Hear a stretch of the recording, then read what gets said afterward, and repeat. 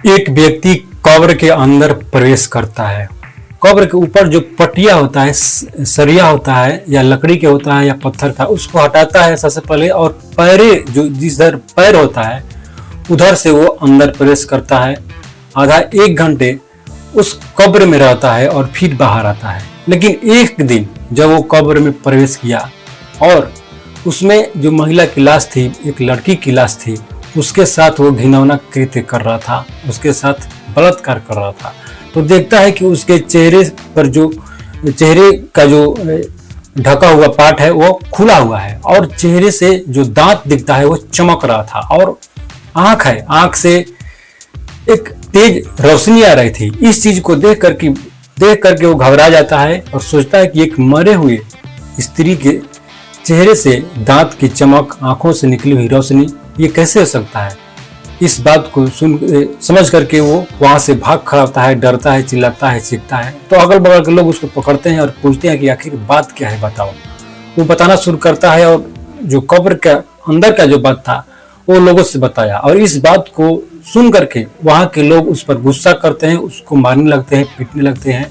कुछ लोग तो उसे जान से मारने की भी कोशिश करते हैं, परंतु वहां पर पुलिस आ जाती है और पुलिस उसे भीड़ से बचाती है और उसके खिलाफ कार्रवाई करती है। साथियों, ये घटना जो है 2011 की है और सरगोदा पाकिस्तान की है।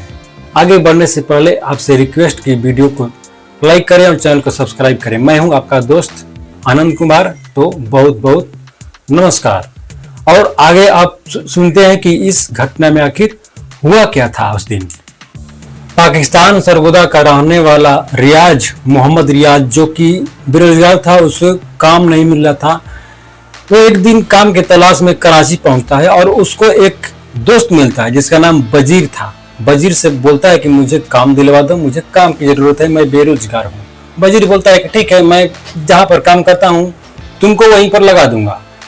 और वो लड़का जहाँ पर काम कर रहा था वो कब्रस्तान था और वहां पर वो पौधों को पानी देता था।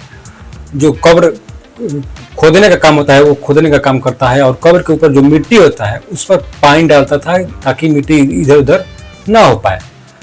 अपने साथ वो रियाज को भी रख लेता है। अब रियाज और बजीर दोनों दोस्त हो जाते हैं। लेकिन एक दिन जब शाम का नमाज होता है उस टाइम एक महिला की लाश आती है और कब्र में दफनाया जाता है। आधे घंटे के बाद वहां से सारे लोग जो भी महिला के होते हैं, नजदीकी रिश्तेदार, सारे लोग दफना करके वहां से चले जाते हैं कब्रस्तान से। जब अंधेरा होता है तो देखता है रियाज की बजीर उस कब्र में जो स्लिप लगा होता है पत्थर का या लकड़ी का, उसको हटाता है और जिधर पैर होता है उधर से वो प्रवेश करता है और आधा एक घंटे के बाद उस कब्र से फिर से बाहर आता है। इस दृश्य को देखता है रियाज तो उससे पूछता है कि आखिर तुम कब्र में जाकर कर क्या रहे थे। तो वो बताता है कि मैं कब्र में जाता हूँ, महिला या लड़की की जो लाश होता है उसके साथ मैं ऐसा ऐसा घिनौना काम करता हूँ और मुझे इस काम को करने में काफ़ी आनंद महसूस होता है। इस चीज़ को सुन करके, इस बात को सुन करके रियाज भी हैरान नहीं होता है बल्कि वो भी खुश होता है। वो पूछता है कि चलो, वो बोलता है उससे कि मैं भी तुम्हारे साथ ये कृत्य करने के लिए तैयार हूँ और मैं इसका खबर किसी को भी नहीं दूंगा। अब अगली शाम में एक और महिला की लाश आती है, शाम के 5 बजे के बाद उसको भी दफनाया जाता है और दोनों मिल करके उसके साथ, उस मरी हुई महिला के साथ, लाश के साथ घिनौना कृत्य करते हैं, बलात्कार करते हैं।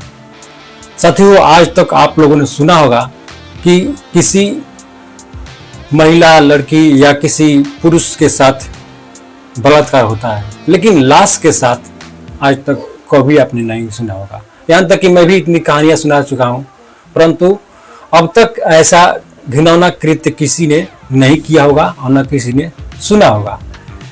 लेकिन वो लोग जब काम कर रहे थे, ये घिनौना कृत्य काम कर रहे थे, जिस महिला के साथ वो काम कर रहे थे वो 5 बजे के बाद या 4 बजे के बाद शाम के जो लाश आता था उसके साथ ही वो करते थे। क्योंकि अगर दिन में लाश को दफनाया जाता है तो दिन भर में गर्मी के चलते लाश खराब हो जाती है, और इस चीज को वो काफी समझ चुके थे दोनों मिल करके।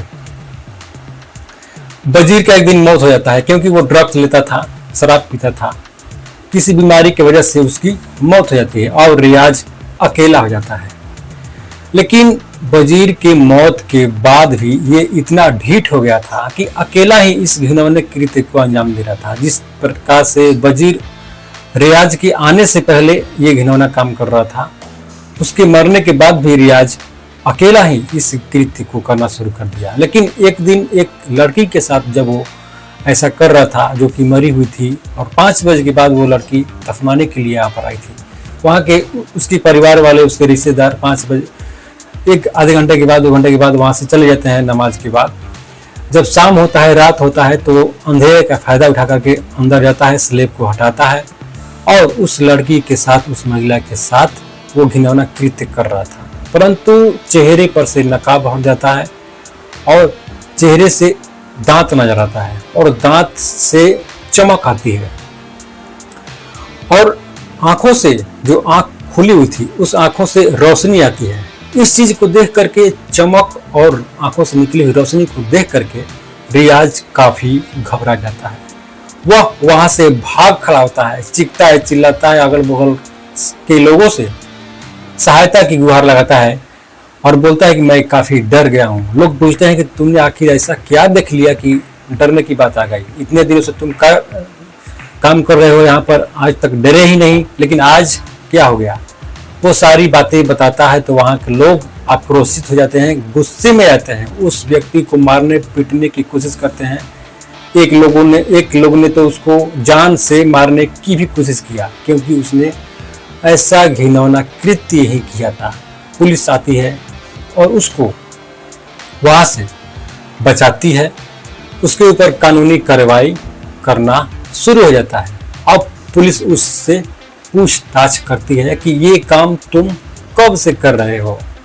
वो बताता है कि अक्टूबर 2011 से, जब मैं वजीर के साथ यहाँ पर आया था कराची में, तो मैंने देखा कि वजीर एक दिन कब्र के अंदर प्रवेश करता है और ये घिनौना काम करना शुरू करता है। तो उसके बाद हम दोनों मिलकर के लगभग 50 से 51 लाशों के साथ, 51 मुर्दों के साथ ऐसा घिनौना कृत्य कर चुका हूँ और इस काम को करने में काफी आनंद भी महसूस करता हूँ। लेकिन एक दिन उस महिला के जो चेहरा होता है, उससे दांत पर जो चमक होती है और आंखों से निकली हुई रोशनी से मैं काफी डर गया और मैं अल्लाह ताला से माफी मांगता हूँ और अब मैं ये काम कभी नहीं करूँगा और जो भी हमको सजा दी जाएगी वो मंजूर है। मैं फांसी की फंदे तक चढ़ने के लिए भी तैयार हूँ। लेकिन अब भला, आज तक तो सभी लोग सुने होंगे कि जिंदा व्यक्ति के साथ, महिला के साथ, पुरुष के साथ, बच्चे के साथ बलात्कार होता है और उसको फांसी की सजा दी जाती है, कड़ी से कड़ी सजा दी जाती है। परंतु इसने तो कानून को भी सजा देने में सोचने पर मजबूर कर दिया कि आखिर इसको सजा क्या दिया जाए। एक महिला जो कि मृत अवस्था में थी, लाश जो मृत अवस्था में थी, लड़की जो मृत अवस्था में थी, उसके साथ जो कि बेजान लाश है, उसके साथ ये घिनौना कृत्य करता है।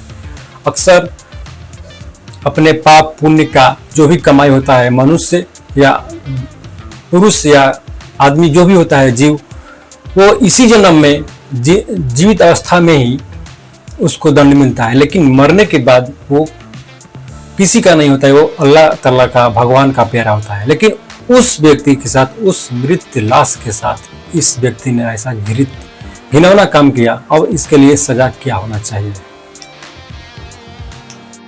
अब पुलिस रियाज को पकड़ती है और उस स्थान पर ले जाती है जहां पर लोगों के लाशों को दफनाया जाता था, कब्रस्थान में ले जाती है और पूछती है कि तुमने किस किस कब्र के साथ ऐसा घिनौना कृत्य किया है।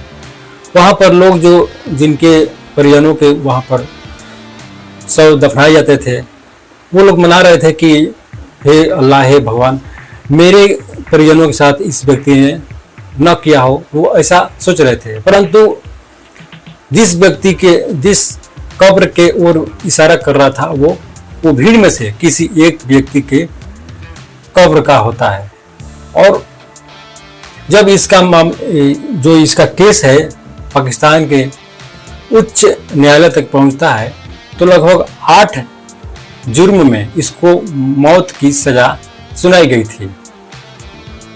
8 घर वालों ने इसको मौत की सजा सुनवाने में कामयाबी हासिल कर ली, लेकिन इन लोगों ने तो अनगिनत लाशों के साथ ऐसा कार्य किया था। अब इसको सजा क्या मिलनी चाहिए? आप सबसे रिक्वेस्ट की कमेंट में अपनी बातें अवश्य बताएं। इस व्यक्ति को कड़ी से कड़ी आखिर अब सजा कौन सी होनी चाहिए? किसी को भी फांसी की सजा या मौत की सजा तो मिलती है, लेकिन इसने तो मौत के बाद भी किसी महिला को, किसी बच्ची को नहीं छोड़ा। अब इसको सजाएं क्या मिलनी चाहिए? मिलते हैं अगले वीडियो में, तब तक के लिए जय हिंद।